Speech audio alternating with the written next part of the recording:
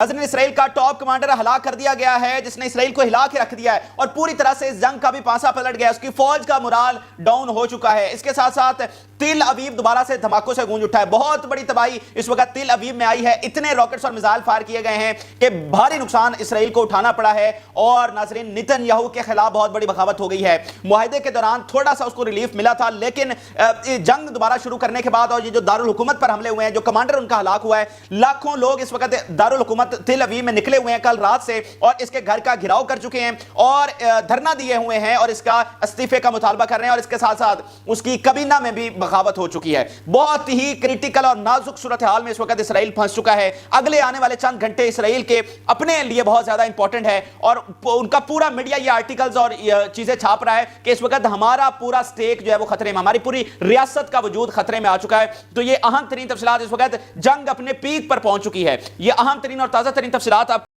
के साथ शेयर करेंगे। जिन लोगों ने चैनल को सब्सक्राइब नहीं किया वो चैनल को जरूर सब्सक्राइब कर लें ताकि हर आने वाली वीडियो आप तक पहुंच सके। ये आपने ज़हन में रखना है कि ये एक फैसला कुन मार्का है, या फिलिस्तीन अब वो मौका आ गया है कि फिलिस्तीन एक आजाद रियासत के तौर पर कायम होगा, या फिर खुदा न खास्ता हमेशा के लिए मिट जाएगा। लेकिन जो ग्राउंड रियलिटीज हैं, 75 सालों में इसराइल के खिलाफ ऐसी जंग नहीं लड़ी गई जिसमें उनको इबरतनाक शिकस्त हुई हो, चाहे वो फौजी महाज हो, चाहे वो बयानिए का महाज हो या कोई दूसरा महाज हो। हर महाज पर इसराइल शिकस्त खोरदा हो चुका है और इसी वजह से वो हवास मांगता है। उसको समझ नहीं आ रही कि वो क्या, उसकी हर कैलकुलेशन, उसकी हर चाल उल्टी पड़ रही है। और अभी जो सबसे बड़ी खबर आपके साथ शेयर कर रहे हैं, उनके टॉप कमांडर वो हलाक कर दिए गए हैं और जिस तरह उनको मारा गया, इसराइल हिल के रह गया। और इसका सेंसिटिविटी का अंदाजा इस बात से लगाइए कि पूरी जंग में 60 डेज ऑलमोस्ट हो चुके हैं। पूरी जंग में कि कोई भी ऐसा कमांडर नहीं है जिसका ऐलान खुद नेतन्याहू ने किया हो। तो ये वो कमांडर है जिसकी अनाउंसमेंट खुद नेतन्याहू ने की है। तो इससे आपकी अहमियत का, ये जो कमांडर हलाक हुआ है, इसकी रैंक का, इसके प्रोफाइल का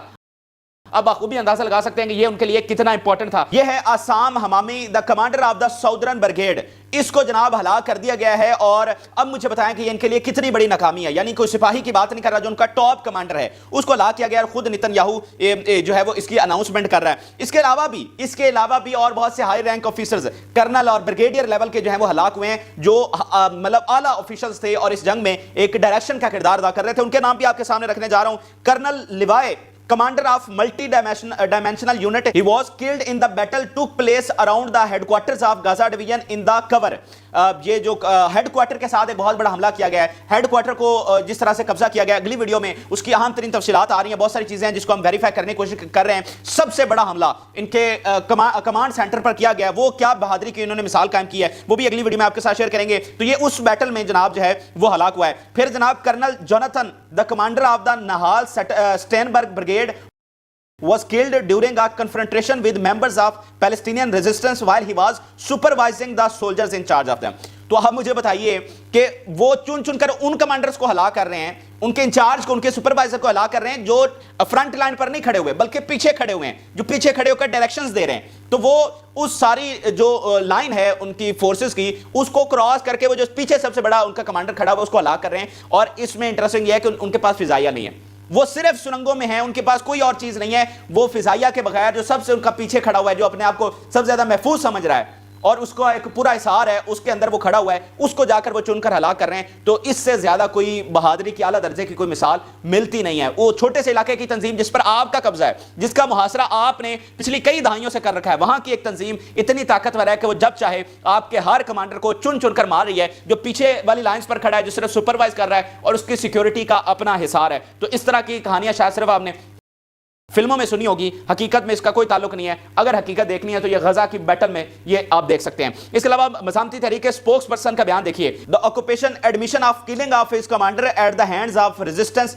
reflects the magnitude of losses suffered bye them. वो कह रहे हैं कि अगर ये पहली बार ऐसा हो रहा है कि वो खुद इसको एडमिट कर रहे हैं कि भाई ये हमारा टॉप कमांडर मान रहा है, तो इससे आप जो जितने ज्यादा नुकसान हुए उसका आप अंदाजा लगा सकते हैं। ये उनका खुद मानना ही इस चीज को रिफ्लेक्ट करता है। अब इसको आप जरा इस तरह से समझिए कि मिलिट्री के एक्सपर्ट का क्या बयान है। वो कहते हैं कि ये इतने झूठे और मकार हैं, ये जितने भी नंबर दें कि हमारे इतने हलाक हुए हैं उसको मल्टीप्लाई बाय 10 कर दें। यानी अगर ये कहते हैं कि हमारे 10 हलाक हुए हैं तो उसको 10 से ज़रब कर दें, ये एक्चुअली उतने होंगे। और अगर ये कहते हैं कि हमने मुखालफिन के इतने मार दिए हैं तो उसको डिवाइड बाय 10 कर दें। کیونکہ حقیقت یہ ہوگی، کیونکہ یہ مکار ہیں، یہ جھوٹے ہیں، یہ دنیا میں پروپیگنڈا مشین کہی جاتی ہے، ان کی کسی بات پر اعتبار نہیں کرنا، یہ اپنے نقصان چھپاتے ہیں اور اگلا کا جو نقصان ہوتا ہے اس کو ایگزیجریٹ کر کے ڈبل ٹرپل کر کے بتاتے ہیں. تو آپ نے کے نقصان کو 10 سے ملٹیپلائی کرنا ہے، اور جو یہ مخالفین کا بتاتے ہیں چاہے وہ کوئی بھی مخالف ہو اس کو ڈیوائیڈ بائی 10 کرنا ہے، وہ آپ کے پاس اصل نمبرز آئیں گے. تو اس طرح وہ جو پیچھے میں آپ کو مزاحمتی طریقے سپوکس پرسن کا بیان دکھا رہا تھا کہ وہ کہہ رہے ہیں کہ اگر یہ خود اتنے ماننے پر مجبور ہوئے ہیں کم سے کم کہ چلے کمانڈرز لیول کے انہوں نے ماننا شروع کر دیا. پہلے تو یہ کہتے تھے یہ 4 سپاہی ہمارے مارے گئے، 2 ادھر مارے گئے، تو اب کمانڈرز اور آفیسرز کا مان رہے ہیں. تو اس سے آپ ریفلیکٹ کر سکتے ہیں کہ اتنا بھاری نقصان ہوا ہے کہ چلے کچھ نہ کچھ تو ماننے پر مجبور ہوئے ہیں. اس کے علاوہ ملٹری ایکسپرٹ یہ بھی کہتے ہیں کہ یہ وار جو ہے وہ ان ایکول ہے، کیونکہ ان کے پاس ایئر فورس ہے، ان کے پاس نیوی ہے، اور مقابلے میں وہ فورس لڑ رہی ہے جس کے پاس ایسی کوئی چیز نہیں ہے، اور آن گراؤنڈ بھی ان کی کوئی فورس نہیں ہے، وہ تو صرف اور صرف ٹنلز میں ہے. اب ٹنلز میں آپ دیکھیں کہ جب ٹنلز میں ہوتے ہیں تو آپ ان کی موومنٹ کا اندازہ کس طرح سے لگا سکتے ہیں؟ آپ کو تو نہیں پتا وہ کہاں پر کیسے موو کر رہے ہیں. تو ان کا آن گراؤنڈ بھی کوئی ان کی فورس نہیں ہے، وہ صرف ٹنلز کے اندر ہیں، نہ کوئی فضائیہ ہے. تو یہ وار بالکل ان ایکول ہے. لیکن اس کے باوجود دیکھیے کہ اتنے زیادہ ان کے پاس وسائل، اتنی زیادہ ان کو برتری ہونے کے باوجود بھی وہ اس جنگ میں عبرت کا نشان بن رہے ہیں. اور انہوں نے ایک اور بڑی انٹرسٹنگ بات کہی کہ یہ جو جھوٹے اور مکار اور ڈھیٹ اور بے شرم ان کی آرمی ہے، یہ کیا کرتی ہے کہ آ کر یہ کلیم کرتی ہے جو ہم نے مزاحمتی طریقے کے ملٹری انفراسٹرکچر کو نشانہ بنایا، ہم نے ان کے فلاں چیز اڑا کے رکھ دی، ان کی فلاں بلڈنگ کو نشانہ بنایا، حالانکہ ان کا آن گراؤنڈ کوئی انفراسٹرکچر ہے ہی نہیں. زمین کے اوپر تو مطلب اپر دی لینڈ تو کچھ چیز ہے ہی نہیں، ان کا تو سارا اندر ہے، سرنگوں کے اندر ساری چیزیں، باہر تو کوئی چیز ہے نہیں. تو آپ نے کون سے انفراسٹرکچر کو نشانہ بنایا؟ تو آپ نے ریزیڈینشل بلڈنگ کو نشانہ بنایا اور اس کو کھاتے ادھر ڈال دیا. یہ آپ کی مکاری اور جو ہے وہ آپ کی شرمناک حرکت ہے. اور اگر آپ ان کی ہزاروں سالہ تاریخ بھی اٹھا کر دیکھ لینا، ہزاروں سالہ تاریخ کی بات کر رہا ہوں، تو یہ ایسے جھوٹے اور مکار تھے، یہ بالکل پروپیگنڈا یہ کرنے والے ہیں، کبھی انہوں نے سچ نہیں بولا. اور اسی لیے آج کی دنیا میں بھی انہیں پروپیگنڈا مشین کے طور پر دیکھا جاتا ہے، سب سے زیادہ جھوٹا ان کو کہا جاتا ہے. اس کے علاوہ کچھ اور جو اہم ترین ان کو نقصان اٹھانے پڑے ہیں، جو باقی اہم ترین آپریشنز کیے گئے ہیں، کس طرح سے جنگلات اڑا کے رکھے گئے ہیں، وہ بھی آپ کے سامنے شیئر کرتے ہیں. یہ آپ دیکھیے کہ ambushed troop force deployed inside a building in التوان، the resistance used anti fortification shells and heavy machine guns, کہ ایک بلڈنگ میں جو ڈپلائے تھے ان کے فوجی، ان کو گھات لگا کر ان پر حملہ کیا گیا، اور فورٹیفیکیشن، اینٹی فورٹیفیکیشن شیل، اب یہ وہ ہوتے ہیں مثال کے طور پر ہم نے دیوار کے اندر فورٹیفیکیشن کہتے ہیں محفوظ کسی چیز کو، تو وہ جو دیوار ایک ان کے لیے محفوظ ہوتی ہے اس کو وہ جو چیر کر جاتے ہیں نقصان پہنچاتے ہیں، وہ شیلز انہوں نے استعمال کیے، اور پھر مشین گن کے ساتھ ان پر حملہ کیا، اور پوری کی پوری بلڈنگ میں وہ جتنے موجود تھے سارے ہلاک ہو گئے. پھر آپ دیکھیے کہ وی بومبڈ اینیمی کراؤڈ ان کسیفیم فارسٹ، ان کا جو جنگل ہے، یہ کسیفیم جو ہے یہ غزہ کے ساتھ کچھ کلومیٹر کے فاصلے پر ہے. انہوں نے پورے کا پورا جو کراؤڈ تھا اسرائیلی آرمی کا اس کو اڑایا، اور اس کے بعد پھر پورے جنگل میں جو ہے وہ آگ لگ گئی. تو اتنا نقصان ان کو اٹھانا پڑ رہا ہے. مطلب ناظرین، مطلب ون لائنر کیا ہے آپ دیکھیں، یہ تو کہہ رہے ہیں کہ ہم غزہ میں ان کو مٹانے جا رہے ہیں، اور وہ آپ کے ہر ایک شہر پر، آپ کی ملٹری بیس پر، آپ کے ٹاؤن پر وہ حملہ کر رہے ہیں. تو جیت تو واضح طور پر وہ رہے نا، آپ تو ان کو صرف غزہ کے اندر ہی محدود نہیں کر سکے، وہ تو آپ کے اس سے نکل کر آپ کو جہاں چاہتا ہے وہ ہٹ کر رہے ہیں. تو آپ ان کی یہ کیپیسٹی بھی نہیں توڑ سکے. 60 ڈیز سے زیادہ ٹائم ہو چکا ہے. Targeted a house in which number of enemy soldiers found with anti-fortified TBG shell in Sheikh ردوان area. اب یہ بھی اسی طرح ایک گھر میں جہاں بہت سارے ان کے سولجرز موجود تھے ان کو نشانہ بنایا گیا، اور پورا کا پورا جو بلڈنگ تھی اس کو اڑا دیا گیا، اور اس میں بھی ان کے درجنوں جو فوجی ہیں وہ ہلاک ہوئے ہیں. پھر آپ دیکھیے کہ بڑا ایک انٹرسٹنگ واقعہ ہوا، وہ یہ ہوا، اور اس سے آپ کو ان کے پاگل پن کا بھی اندازہ ہوگا کہ یہ کتنے بکھلائے ہوئے ہیں، اور ان کی جنگی صلاحیتوں کا بھی اندازہ ہوگا کہ یہ کتنے ٹیکنیکل ہیں، کتنی یہ دنیا کے ایڈوانس فوج ہے. ہوا جناب کیا کہ کل انہوں نے کام کیا کہ ایک ڈال جو ہے وہ رکھی.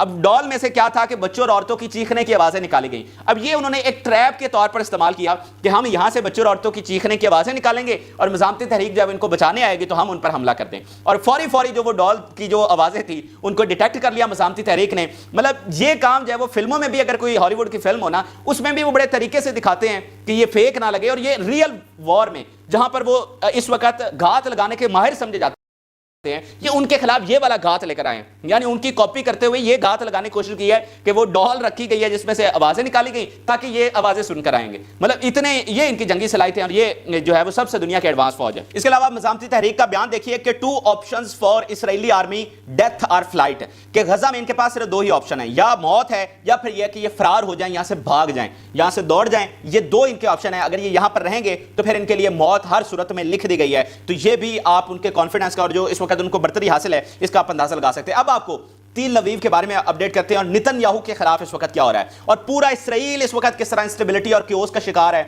और वहां पर किस तरह से एक बहुत बड़ी डिस्टेबलाइजेशन होने वाली है जो कि इसराइल की तारीख में कभी नहीं हुई। जो दारुल हुकूमत तेल अवीव पर धमाके किए गए हैं, जो वहां पर हमला किया गया है, वो बहुत ही अनप्रेसिडेंटेड है। वीडियोस उसके सामने आ चुकी हैं, बहुत बड़ी तादाद में, यानी हंड्रेड्स ऑफ रॉकेट्स जो हैं वो इस दारुल हुकूमत पर फायर किए गए थे, जिसको बड़ी तादाद में जो आगे जा जिन्होंने हिट किया, क्योंकि आयरन डोम सबको नाकाम नहीं बना सका और उसमें से कुछ इनके जो रॉकेट उसके मुकाबले में फायर किए गए थे वो भी नकारा होकर अपने इलाकों में जाकर गिर पड़े। यानी ये जो इनका आयरन डोम है, जब ज्यादा रॉकेट्स आते हैं तो वो नकारा हो जाता है, सही तरह से फंक्शन नहीं कर पाता। तो वो जो ये रॉकेट एक एंटी, देखे ना कि जो मज़ामती तहरीक रॉकेट फायर करती है उसको तबाह करने के लिए ये आगे से एक रॉकेट फायर करते हैं जो हवा में तबाह करता है। तो ये जो इसराइली रॉकेट है जब ज्यादा आ रहे होते हैं तो उसमें एक एरर आ जाता है और एरर आने की वजह से वो उस रॉकेट से नहीं टकराता है बल्कि जाकर उनके अपने इलाकों से टकरा जाता है। इस तरह के कल रात काफी वाकयात हुए हैं जिसकी वीडियो सामने आ चुकी हैं और बहुत नुकसान कल तेल अवीव में हुआ है। ऐसा मतलब हर तरफ जंगी सायरन बज रहे थे और ऐसा लग रहा था कि पूरा दारुल हुकूमत उड़ने वाला है, पूरा दारुल हुकूमत खत्म होने वाला है। बहुत बड़े हमले जनाब किए गए हैं और उसने पूरी तरह से इसराइल को हिला के रख दिया और अभी तक उसका ट्रेंड चल रहा है। अभी तक ये पाकिस्तान में भी उसका ट्रेंड चल रहा है और वर्ल्ड वाइड सबसे ज्यादा इस वक्त तेल अवीव पर जो हमले किए गए हैं उसको डिस्कस किया जा रहा है। और इसके बाद जनाब क्या हुआ कि लाखों की तादाद में अवाम बाहर निकल आए, लाखों की तादाद में उन्होंने नेतन्याहू के घर का मुहासरा कर लिया और वहां पर फुल फोर्स के इस्तीफे का मुतालबा किया। पहले पोस्टर देखिए कि उन्होंने किस किस्म के पोस्टर उठा रखे थे, इससे आपको वहां पर जो क्योस फैल चुका है, जो इंस्टेबिलिटी है, जो अवाम का गुस्सा है वो आप देख सकते हैं। We are dying because of you, the destroyer of Israel. यही चीजें हम आपको गला फाड़ फाड़ के कह रहे थे कि इसराइल, ये नेतन्याहू और कुछ नहीं कर रहा बल्कि इसराइल के टुकड़े टुकड़े कर रहा है, ये इसराइल को ले डूबेगा, ये इसराइल की बर्बादी कर रहा है, ये गजा का इसने कुछ नहीं बिगाड़ना, ये खुद इसराइल के टुकड़े करवाएगा। और आज खुद उनके अवाम को समझ आ रही है। आप इसराइल की हिस्ट्री उठाकर देख लें कब उनकी पब्लिक उनकी हुकूमतों के खिलाफ खड़ी हुई है और इस तरह से वज़ीर आज़म का उसने मुहासरा किया है। तो इतनी बड़ी जो इंस्टेबिलिटी आ रही है ये बहुत ही गैर मामूली चीज है। देखिए जब भी आपके अवाम खड़े होते हैं तो हुकूमत उसके सामने टिक नहीं पाती और ये सारे अवाम जो हैं ये उसके सीज फायर का मुतालबा कर रहे हैं। ये कह रहे हैं कि जंग बंद करो वरना तुम तो हमें ले डूबोगे, तुम तो डिस्ट्रॉय कर रहे हो इसराइल को, तुम तो इसके टुकड़े करने वाले हो। तो ये बहुत ही अहम चीज है। अभी तक ये जो लाखों लोगों का धरना है इसके घर के बाहर जारी है और इसके वो इस्तीफे का मुतालबा कर रहे हैं और ये कह रहे हैं कि हम इस्तीफा लिए बगैर नहीं जाएंगे। इससे पहले भी वहां पर एहतजाज हुए हैं लेकिन फिर जैसे मुआहदा हुआ, प्रिजनर एक्सचेंज डील हो गई तो मामला थोड़ा सा ठंडा हुआ, मतलब लोगों का एहतजाज कम हो गया था। अब इसमें अहम चीज नाज़रीन क्या समझने वाली, अहम चीज नाज़रीन ये है कि बेशक नेतन्याहू जंग करता रहे लेकिन वो जंग गजा तक महदूद होनी चाहिए। गजा की इतनी कैपेसिटी और कैपेबिलिटी नहीं होनी चाहिए कि वो आकर इनको अटैक करे, फिर ये खामोश बैठे रहेंगे, फिर इनको कोई फर्क नहीं है। देखिए ना इससे पहले कितनी बार गजा में जंग छिड़ी है, तो क्या ये निकले हैं सड़कों पर? बिल्कुल नहीं निकले। तो अब क्यों निकल रहे हैं? अब इसलिए निकल रहे हैं कि एक एक रॉकेट इनके घरों पर गिर रहा है, अब इनको अपना वजूद खतरे में नजर आ रहा है, अब इनको इसराइल मलिया मेट होता हुआ नजर आ रहा है। तो अगर ये जंग पहले की तरह सिर्फ गजा तक महदूद होती है और गजा से इधर हमले ना हो रहे तो फिर शायद ये प्रेशर बिल्कुल नहीं होना था। लेकिन अब जब उनको लग रहा है कि भाई ये तो हमें ले डूबेंगे तो इसलिए वो खड़े हुए हैं, ये सबसे बड़ा फैक्टर है। इसके बाद जनाब अगला जो काम हुआ है वो और भी खतरनाक है और पूरी तरह से जो रिवोल्ट इस वक्त नेतन्याहू के खिलाफ हो रहा है, जो पूरी तरह से जलीलो खार वो होकर रह गया है और इससे आपको और अंदाजा होगा कि